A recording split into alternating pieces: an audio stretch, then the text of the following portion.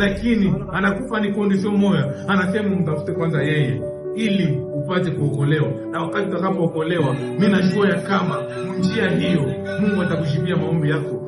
Sababu tukisoma katika kitabu cha Isaya 49 anasema ya kama haiko kusema sikio yake ni nzito ili ashindwe kutusikia, lakini anaweza kutusikia. Ni kama sisi tumemkubali kwanza yeye. Anasema tuje kwake sio wenye mizigo, ili naye atatusaidia. Najua ya kama yuko na mizigo mingi. Tuko na mizigo ambayo inatusumbua katika maisha yetu.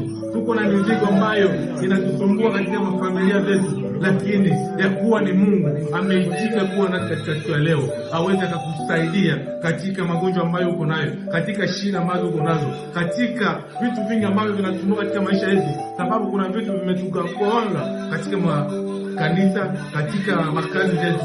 Unaona wengi wamejifanya maadui kwetu.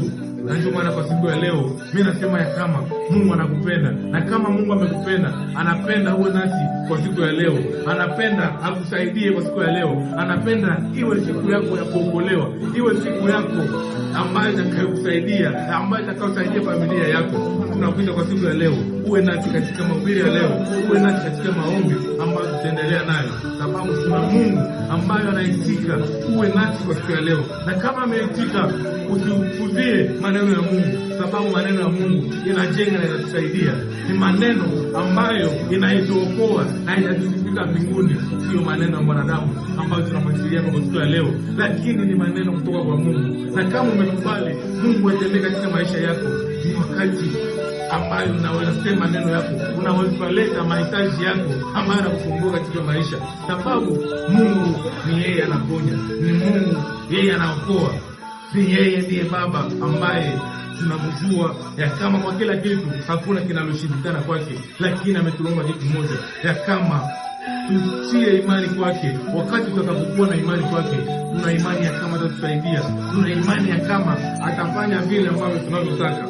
Kwa siku ya leo unaweza kukubali unasema ya kama Bwana, na mimi Mungu mimi naweza nikamtembelea, na mimi kwa siku ya leo Mungu mimi naweza nikakusikiliza, sababu kwa yote ambayo unayotenda ni mambo mazuri. Kwa yote ambayo aliyotenda kaokoa mwanadamu kutoka dhambi, ni Mungu kweli, anastahili sifa na heshima.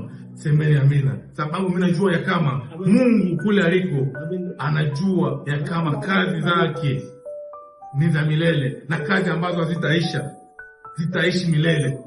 Kila kitu kitapita duniani, lakini maneno ya Mungu hayatapita. Lakini kuna wakati neno za Mungu zitapita nazo, na ndiko tutakapokumbuka kwa siku ya leo ya kama Mungu anatupenda. Na kama Mungu anatupenda, anapenda utoke kule kwenye shida.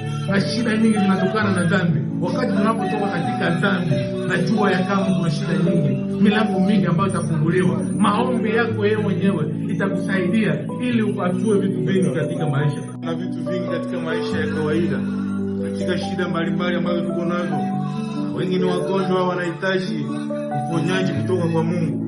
Kuna wengi wako na shida mbalimbali ambazo zinaomba zishibiwe kupitia Mungu. Kuna wengi ni wagonjwa sababu magonjwa ni mengi ambayo ni ya nguvu, haiwezi kupona hata kwa hospitali, lakini kupitia Mungu inapona.